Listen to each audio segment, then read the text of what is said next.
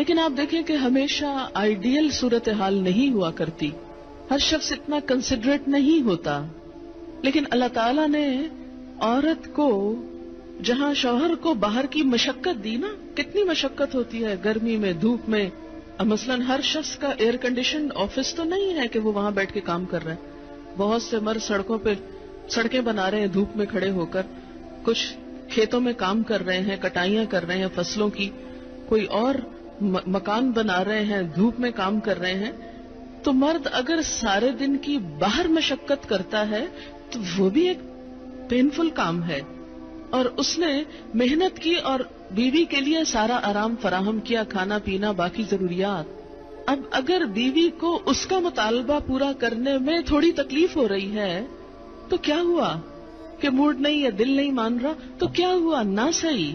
لیکن اس کے باوجود جو عورت یہ سمجھتی ہے کہ میں اپنے موڈ کے خلاف جا کر بھی اگر اپنے شوہر کو راضی کرتی ہوں تو یہ میرے رب کی رضا حاصل کرنے کا ایک ذریعہ ہے، تو آپ دیکھیں کہ یہ وہ چیز ہے جس کا صلہ آپ کو اللہ دنیا میں دے دے گا، کیونکہ آپ یہاں صرف شوہر کی نہیں اللہ کی بھی اطاعت کر رہی ہیں.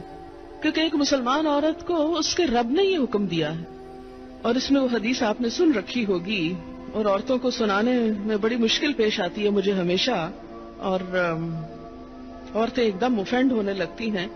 لیکن بات یہ ہے کہ چونکہ اللہ کے رسول صلی اللہ علیہ وسلم نے فرمایا ہے اور ہم ان کا نام سن سن کے روتے ہیں محبت میں اور نعتیں سن سن کے جھومتے ہیں، تو یہ حکم بھی آپ کا مان لینا چاہیے اور اس حدیث کو بھی سن لینا چاہیے اتنی ہی خوشی سے جتنی خوشی سے ایک نعت سنتے ہیں.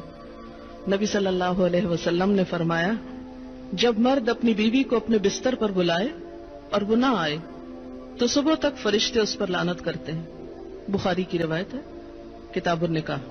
ٹھیک ہے اس میں کہ اگر بیوی بیمار ہے یا اسے کوئی ایسی تکلیف ہے یا کوئی جینون ریزن ہے تو اس میں اللہ تعالیٰ اتنے بے رحم نہیں ہے کہ وہ دیکھ رہے ہیں کہ ایک عورت بخار میں پڑی ہے اور اس کا شوہر اس سے مطالبہ کر رہا ہے اور عورت نے نہیں مانا تو اس پہ لعنت بھجوانی شروع کر دی جائے. نہیں، یہاں ایک نارمل حالات کی بات ہے کہ ایک عام حالات میں ایک عورت اگر اطاعت نہیں کرتی یا بات نہیں مانتی.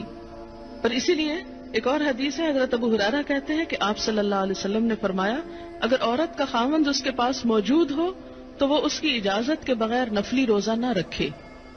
تو گویا شوہر کی اطاعت نمبر 1 عام روزمرہ زندگی کے کاموں میں کوآپریشن، اطاعت بمانا کوآپریشن ہے. طوعاً کا مطلب ہوتا ہے خوشی سے کام کرنا. نمبر 2 اس کی خاص ضرورت یا تقاضے کو پورا کرنے میں اطاعت. ہاں، کہاں اطاعت نہیں؟ جب وہ کوئی حرام کام کرنے کو کہے، جب وہ کوئی ناجائز کام کرنے کو کہے، جب وہ اللہ اور اس کے رسول صلی اللہ علیہ وسلم کی مرضی کے خلاف کام کرنے کو کہے. لا طاعت لمخلوق فی معصیت الخالق.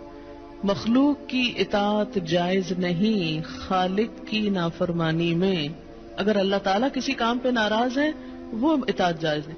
بہت سی خواتین کو دیکھا ہے جہاں اللہ کی نافرمانی ہو رہی ہے وہاں تو شوہر کی بات بھاگ بھاگ کے مانی جا رہی ہے، اس لیے کہ وہ اپنے نفس کے مطابق ہے نا.